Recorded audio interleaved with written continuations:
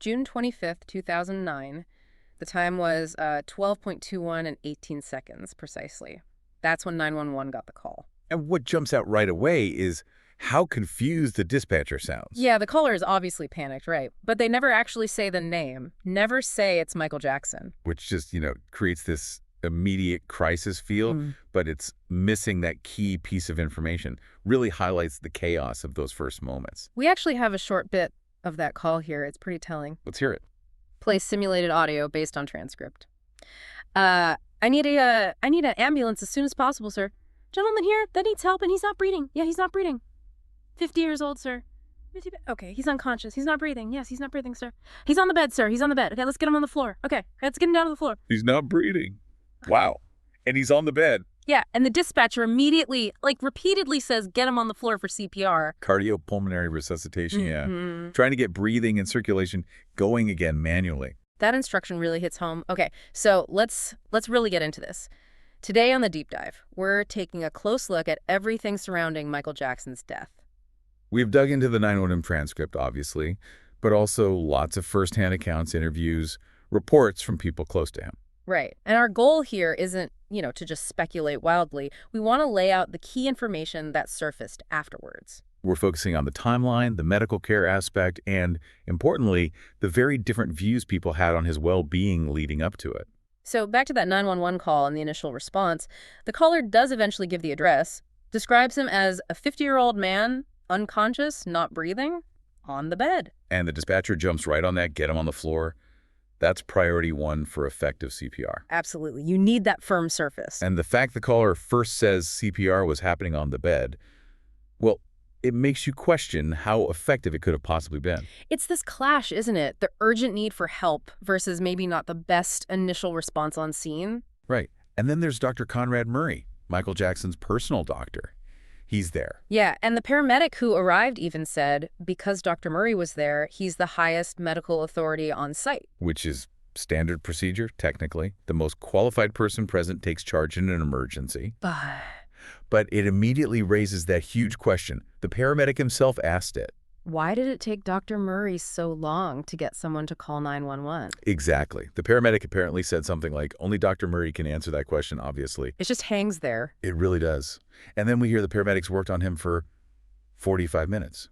CPR for 45 minutes. That's a long time in an emergency situation. You always hear about the golden hour, right? Right. That critical window after something major happens. And quick treatment gives the best chance.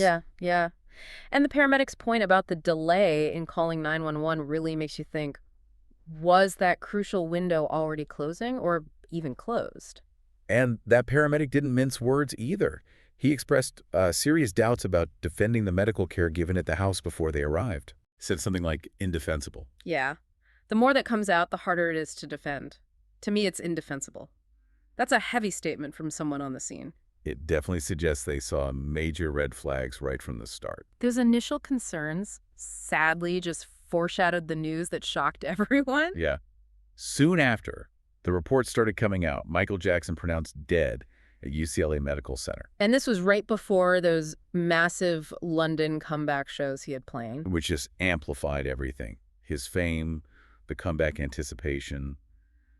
It meant this was never going to be quiet. Police got involved, the district attorney, the investigation started almost immediately. And the media was already talking about a possible manslaughter charge against Dr. Murray. Right. Manslaughter meaning, causing death through negligence, not necessarily intending to kill. That was floated very early on. The scale of the reaction was just immense. Someone in our sources even mentioned Google actually crashed. Google crashed. Yeah, because so many people were searching for news about his death all at once. It just shows the global impact, doesn't it? Absolutely. A measure of just how iconic he was and how deeply his death affected people worldwide. And then you have the immediate reactions from people close to him. His brother mentioned a heart and a big pill to swallow and made sure to talk about Michael's charity work. Trying to bring forward the personal side, the grief, maybe reminding people of the person beyond the headlines, highlighting his philanthropy too. A producer he worked with just sounded stunned, remembering how Michael sold out 50 concerts in, 4 hours. Just incredible numbers. Smokey Robinson said he was devastated, like losing a brother. Berry Gordy said he felt like Michael was like a son to him. These are really deep personal connections. It reminds you, I mean, it's all the clinical details and investigation talk. There's a real human loss here, And a friend who'd apparently talked to him just the week before couldn't believe it. Said Michael sounded confident, positive. which paints a picture of someone looking forward, you know, engaged with things. Hmm. And maybe the most heartbreaking, his daughter just saying he was the best father. Yeah. Those glimpses really contrast sharply with the stories that started coming out later about his health struggles. Creates a real tension in the narrative. As you'd expect with someone this famous, the conspiracy theories and, let's say, alternative explanations started almost instantly. Oh, for sure. That's almost inevitable. One source mentions these leaked autopsy details, claiming he weighed only 8 stone, 1 pound, what's that, 113 pounds? Right. And some people felt that just didn't square with how gaunt he looked sometimes in photos near the end. It feeds the speculation, doesn't it? Raises questions about his actual physical state, even if those reports weren't fully verified. Exactly. And then you have claims like 99.9% of what's written about Michael was false. Citing those totally wild stories like his nose supposedly going missing. It just shows the level of intense, often crazy media focus he lived under. Separating fact from fiction becomes almost impossible for the public. And it makes it hard to know what was really happening with his health. Then you get these really, really opposing viewpoints on his death itself. Like what? Well, one theory put forward is that he basically murdered himself, orchestrated the whole thing, wanted to die like a god because maybe he felt he couldn't be that larger-than-life figure anymore. Wow, that's an extreme theory. Very speculative. Suggests a level of control that seems hard to square with, well, everything else we know. But then that's immediately shot down by people who knew him well. They say absolutely no way. Especially because of his kids, right? Yeah, they emphasize how much he loved his children. The idea he'd take his own life or even fake his death, they call that absolutely ridiculous. That passionate denial from people close to him carries weight. It emphasizes that deep paternal love. So the focus inevitably shifts pretty quickly onto Dr. Conrad Murray and the whole issue of prescription drugs. Given the circumstances, the doctor being present, the eventual ruling of homicide. Scrutiny was guaranteed. And then the reports of all the medications found. Yeah. The source material explains that potential manslaughter charge against Murray wasn't about intent to kill, but gross negligence in how he administered drugs. Right, and it raises questions about the pressure doctors might face from high-profile patients. That ethical tightrope, patient demands, versus the doctor's duty to do no harm, essentially. Should they have just said no? Were there other ways to manage his issues, like pain or insomnia? It highlights that potential power imbalance, doesn't it? A huge star with vast resources versus the medical professionals. Was the doctor's judgment compromised? And the availability of alternatives is key. Were other, safer options for pain or sleep explored or offered? Then you have a friend saying they were shocked by the circumstances, claiming they'd never even seen Michael take an aspirin. Which again reinforces that idea that maybe this heavy reliance on prescription meds was more recent or at least very hidden. A huge contrast between public perception, even among some friends, and the private reality. Suggests his dependence wasn't obvious to everyone. That same friend also mentioned being questioned by the LAPD about drugs they might have seen in Michael's bathroom, and even getting death threats afterwards. Just shows the intense pressure cooker surrounding this whole thing. High stakes, incredibly strong emotions flying around. And then there's this really disturbing claim that Michael actually asked doctors for medication to put him in a, quote, zombie state just so he could sleep. That's deeply concerning. It suggests such severe insomnia, maybe desperation, that the risks of the drugs seemed secondary to just getting sleep. Then, August 2009, the official ruling comes down. Homicide. And it's crucial, like the source says, to remember homicide isn't the same as murder in legal terms. Right. Homicide just means one person caused another's death. It's the umbrella term. Murder involves intent, malice aforethought, things like that. Manslaughter involves negligence or recklessness. It's up to the district attorney to look at the evidence and decide which, if any, criminal charges apply. And Dr. Murray's specialty comes up. He was a cardiologist. Which raises questions about his expertise in pain management, or, crucially, anesthesiology. Exactly. Because the big focus becomes the drug propofol, brand name Diprivan, using that kind of heavy-duty anesthetic outside a hospital by someone who isn't an anesthesiologist. It's highly, highly unusual and incredibly risky. Propofol requires constant monitoring of breathing, heart rate, blood pressure, things typically done in an operating room or ICU by trained specialists. There's also a mention that Dr. Murray was hired by AEG Live, the concert promoters, just 11 days before Michael died. And something about Texas medical malpractice law. The timing of the hiring and the legal mention. It hints at potential conflicts of interest, maybe contractual pressures. Who was the doctor ultimately responsible to? The patient or the employer footing the bill? And this detail is just staggering. Michael allegedly offered someone £500,000 to get propofol, referred to it as his milk. Milk. That nickname itself is chilling, trivializing such a dangerous drug. It paints a picture of severe addiction, active pursuit of the drug despite the risks, desperation. Diprivan is described as the milk of amnesia, normally used in operating rooms. The source really stresses how dangerous it is without proper monitoring risk of respiratory failure. Where your breathing just stops or becomes too shallow. You need resuscitation equipment on hand. It's not a sleeping pill, it's general anesthesia. And apparently, Michael had been warned about the dangers of these drugs, but he insisted he could handle it. Which sounds like denial, maybe? Or just a fundamental misunderstanding of how potent these substances are. That feeling of being in control is common in addiction. The Jackson family lawyer apparently said he warned Michael and the family repeatedly about the drug problem, saying Michael couldn't control it. So the concerns were known within the inner circle, it seems. But maybe they felt powerless to stop it. And others apparently found it hard to help too, partly because of disbelief, maybe, but also fan backlash if they spoke out. That's a sad reality of extreme fame, isn't it? That protective bubble, sometimes enforced by fans, can isolate the person and make intervention really difficult. There's even a story about someone being so concerned they felt they had to sleep next to Michael's bed, and they found him unresponsive at one point. Wow. That paints a very stark picture. It suggests maybe there were earlier close calls, serious signs, something was terribly wrong. The drugs found in his bathroom are listed too. Demerol, which is a strong opioid painkiller like morphine. Right, highly addictive. And antidepressants like Paxil and Zoloft, plus maybe others. That combination, Yeah. an opioid plus antidepressants, Yeah. that's a cocktail that raises red flags for drug interactions and combined effects. Yeah, the dangers are addiction, obviously, but also respiratory suppression, slowing breathing down, potentially leading to cardiac arrest. Especially using multiple drugs that depress the central nervous system at the same time. The risk multiplies. And this is all happening while there are reports, or at least this image, of Michael being very anti-drugs, focused on healthy living, trying to shield his kids from it. That contradiction is stark.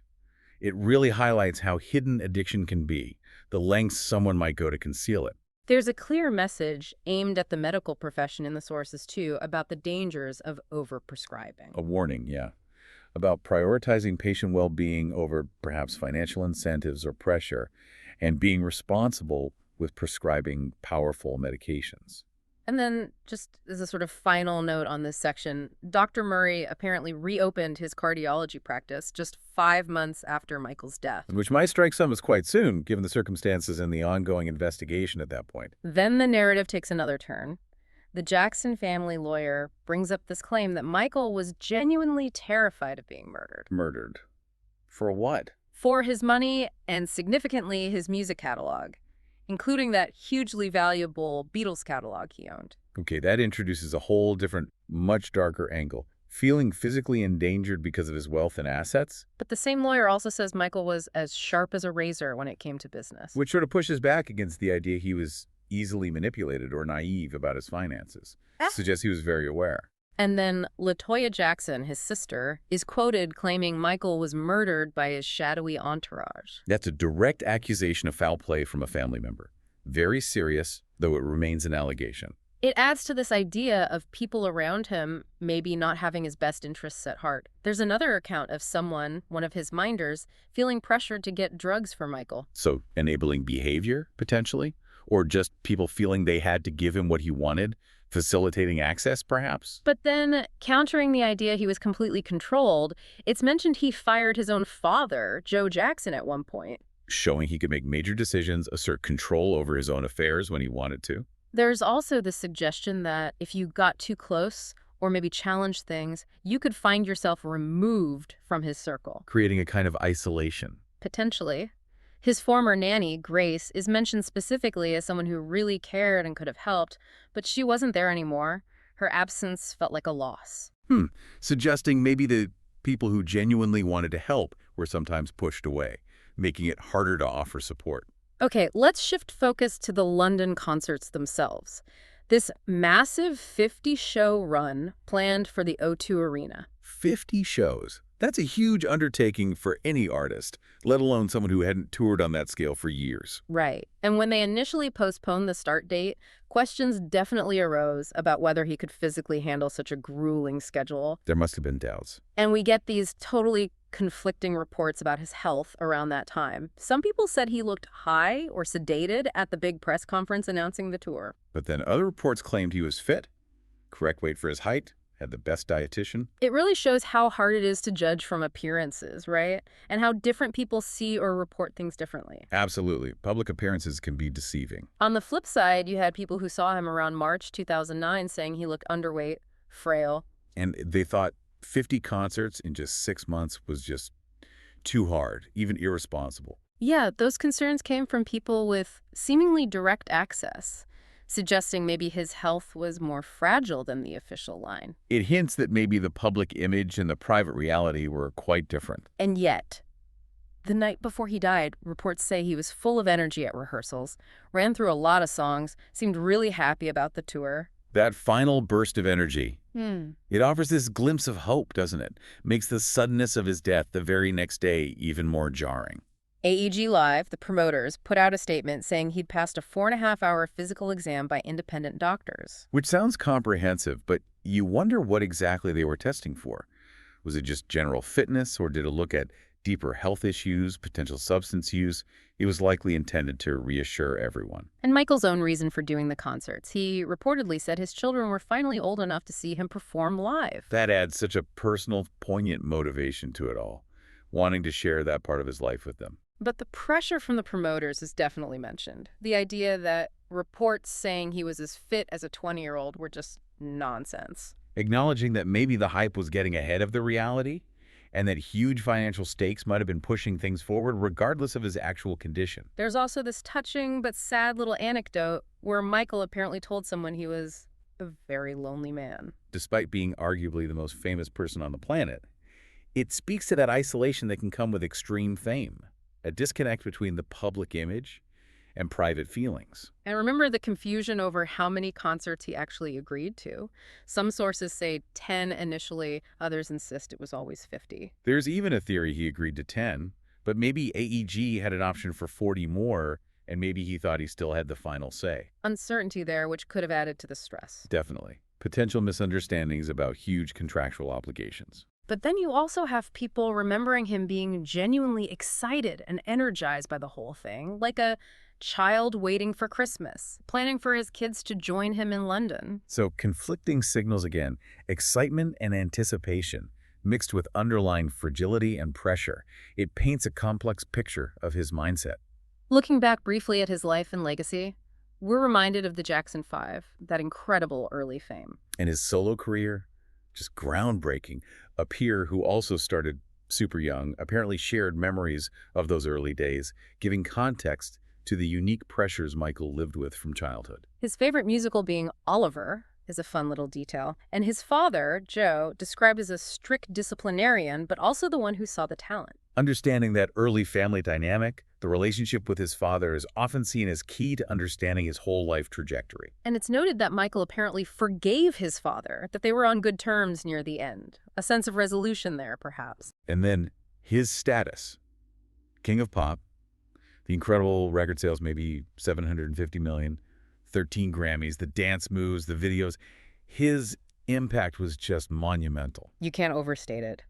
Then there's the Pepsi commercial accident in 1984, the burns, the plastic surgery that followed. And the claim that this might have been the origin point for a long-term dependence on painkillers. Right, dealing with chronic pain from the burns. It's often cited as a potential trigger, leading to that initial use of medication that perhaps spiraled later on. And we hear about a friend stepping in back in the late 90s trying to get Michael specialized medical help in Europe, specifically for prescription medicine issues. Which tells us his struggles with medication were entirely new in 2009. There was a history there, attempts at intervention years earlier. Those rumors about plastic surgery, trying to look like another artist, they're addressed and denied in the sources. And the importance of family is stressed again. The infamous incident with dangling his baby son blanket out of the hotel window is mentioned too. Yeah, with the explanation that there was apparently a ledge and it was maybe meant as a quick gesture to the crowd below, not as dangerous as it looked. But the media storm was huge. It highlights that intense scrutiny again, how every action was magnified and often misinterpreted. He was reportedly very hurt by the constant misreporting, but often decided not to sue because it was just relentless, so many untrue stories. That must have taken a huge toll. And then came the 2003 child molestation accusations and the trial. Sources suggest his dependence on prescription medication really increased after that, the immense pressure he was under during that time. The emotional and psychological strain must have been unbelievable. It likely worsened any existing vulnerabilities, maybe using medication as a coping mechanism. He was found not guilty on all charges in 2005. He thanked his fans, the community in Santa Maria where the trial was held. And the fans stuck by him. You saw that again with the London concert selling out instantly. That connection remained incredibly strong. So the timeline is stark. Concerts announced March 2009, rehearsing energetically the night before he died, seemingly a healthy 50-year-old man one day. And gone the next. It's just incredibly sudden and tragic. The feeling is shared in the sources that maybe the world could have done more to appreciate him while he was here. That fragility of life, even for someone who seemed larger than life. And the image of him being taken away in a simple ambulance compared to his usual elaborate transportation. Yeah. It's a very stark, humbling final image. Almost immediately after his death, the value of his memorabilia, his record sales, everything just skyrockets. The prediction was his legacy would become this huge Disneyland-style franchise. The commercial aspect kicked in instantly. AG Live, Sony, others making huge profits from his image, his music, even that rehearsal footage film. Yeah, the premiere of the This Is It film, based on those final rehearsals, is described as a sad premiere, understandably. And adding another layer to the legal mess, Dr. Murray apparently planned to sue AG Live for unpaid medical fees. Wow, the complications just kept piling up. The final observation in our source material is that in the world surrounding Michael Jackson, almost anything seemed possible. Which really captures it, doesn't it? The extraordinary, often unbelievable nature of his life and death, where reality, myth, and speculation just seem to constantly blur. So wrapping up this deep dive, it's clear some really fundamental questions are still debated, still linger. Absolutely. What exactly were the minute-by-minute circumstances leading up to that 911 call? Was the medical care appropriate before the paramedics arrived? What was the true extent and role of all those prescription drugs? And how much did external pressures, financial, promotional, really influence events? Looking through these sources, you see so many conflicting viewpoints. It paints a really complex picture, and maybe one we'll never fully understand. It leaves you thinking, doesn't it? What does this whole story tell us about the incredible pressures, the vulnerabilities that come with that level of global fame? And how do all these different accounts, these conflicting memories and perspectives, shape how we remember and understand the final days of such a public figure? If you want to dig deeper, you could research the trial of Dr. Conrad Murray, look into the complex financial dealings around Michael Jackson's estate after his death. Or even explore the impact of fame on other icons, see the parallels and differences in their stories, especially those marked by both huge success and personal tragedy. Ultimately, Michael Jackson's story, particularly this final chapter, just continues to raise these profound questions. Questions about health, about responsibility, addiction, fame, and the extraordinary, almost unimaginable demands placed on people who reach that pinnacle of global stardom.